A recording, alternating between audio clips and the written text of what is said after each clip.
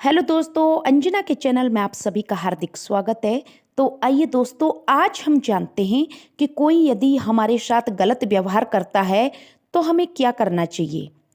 दोस्तों, हमें ये मान लेना चाहिए कि उनके पास भी उतनी ही ताकत है। वो आपके बारे में झूठ बोल सकते हैं, वो आपको धोखा दे सकते हैं, वो आप पर चिल्ला सकते हैं, वो आपके बारे में लोगों में गलत मेंटेलिटी फैला सकते हैं, वो सब कुछ कर सकते हैं, लेकिन वो हमारे माइंड के अंदर नहीं घुस सकते। दोस्तों, हम ये मान लेते हैं कि उन्होंने मेरी इंसल्ट की, उन्होंने मेरा अपमान किया, उन्होंने हमें गलत बोला। दोस्तों, ये तो हमारी ही भाषा है।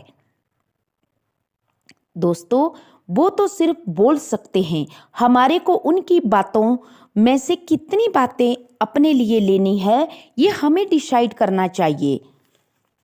दोस्तों, सोचिए, जितनी जल्दी हो सके हमारे को दूसरों के द्वारा गलत किया गया व्यवहार भूल जाना चाहिए। दोस्तों, जिस दिन शरीर छूटेगा उस दिन अपने आप सारी चीजें यहीं रह जाएगी। दोस्तों, हम अपनी शक्ति यूज नहीं करते, हम दूसरों को ही ब्लेम करते रहते हैं, जिसके द्वारा हमारी पावर घट जाती है। दोस्तों, हमें दूसरों के व्यवहार पर ज़्यादा सोचना नहीं चाहिए, चिंतन नहीं करना चाहिए कि ऐसा क्यों किया। दोस्तों, अपनी वैल्यू हमें स्वयं करनी चाहिए कि हम क्या हैं।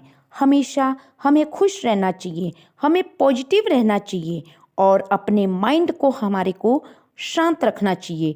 दूसरा जो कुछ गलत हमारे साथ करता है वो स्वयं अपने कर्म बिगाड़ता है। दोस्तों, दूसरी तरफ से अगर हम अध्यात्म की साइड से सोचें तो हमें ये सोचना चाहिए कि कोई मेरे ही अपराध होंगे जिनका दंड परमात्मा मुझे भयानक देता, तो हो सकता है भगवान ने मुझे गाली के दिलाकर, मेरा अपमान कराकर मेरे ऊपर जो ज़्यादा विपत्ति आनी थी उसको हल्के में काट दिया।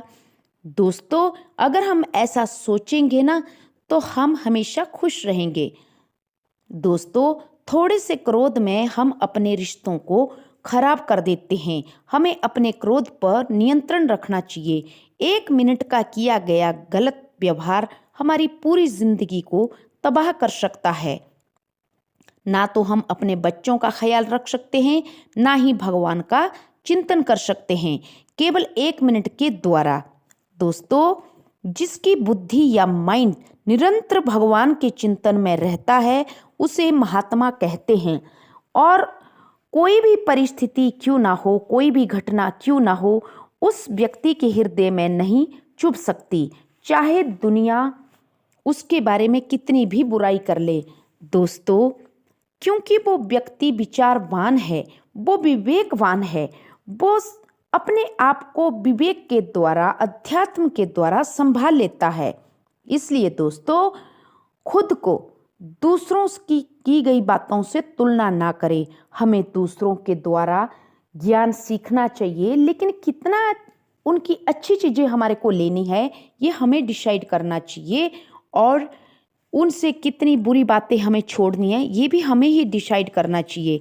इसलिए दोस्तों, दूसरों के द्वारा किए गए व्यवहार का बुरा ना माने और हमेशा खुश रहें, पॉजिटिव रहें, तभी हम एक सकारात्मक ज़िंदगी जी सकते हैं। तो आशा करती हूँ आप सबको मेरी ये बातें पसंद आई होगी। Please subscribe my channel. Thank you.